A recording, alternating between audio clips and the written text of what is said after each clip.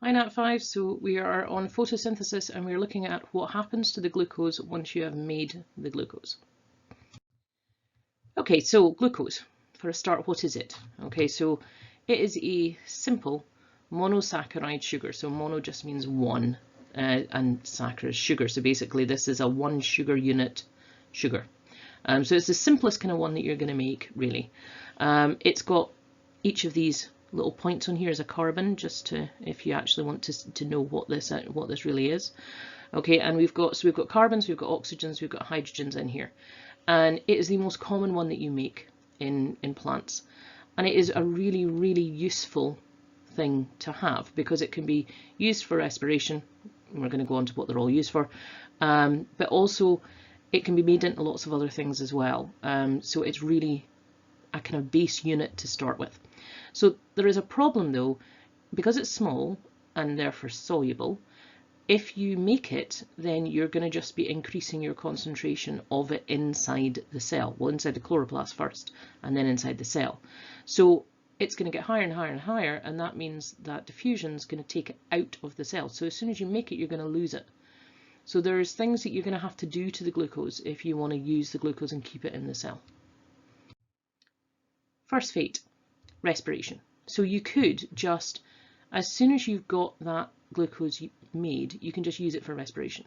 So respiration, you should know, glucose and oxygen gives you carbon dioxide, water and ATP.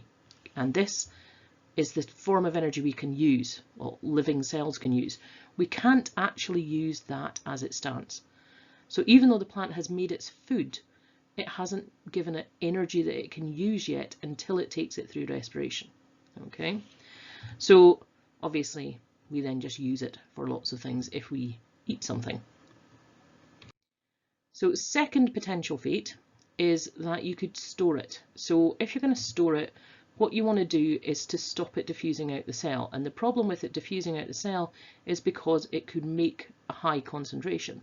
So what you need to do is basically make it insoluble so that you can't have a high concentration. And the easiest way to do that is to make it big. So to make it big, you join them all up and you make starch, which shouldn't surprise you because you know that starch, when you break it down, is broken down into sugar. When we break it down in the lab so far, when we've done starch, amylase, maltose. Maltose is made up of 2 glucoses. So you've actually broken it down, just not right to the end yet when we've done the experiments. So hundreds and hundreds and hundreds of glucose molecules build up to make a starch.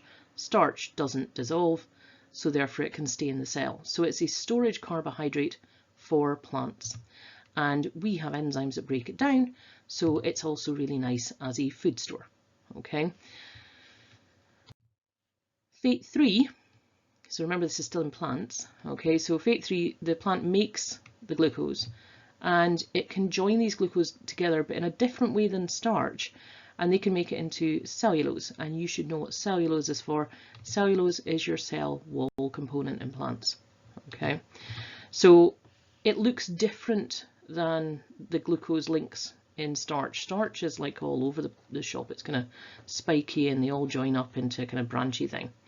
And then if you had another one, it would kind of zip in between it and it all ends up in a big lump, basically.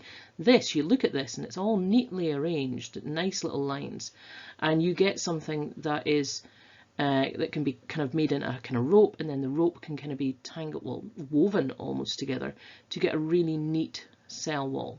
Okay, so there's your third fate. So either we are going to do respiration just straight as glucose, we're going to store it as starch, or we're going to go structural as cellulose, and you need to know the 3. And that's us.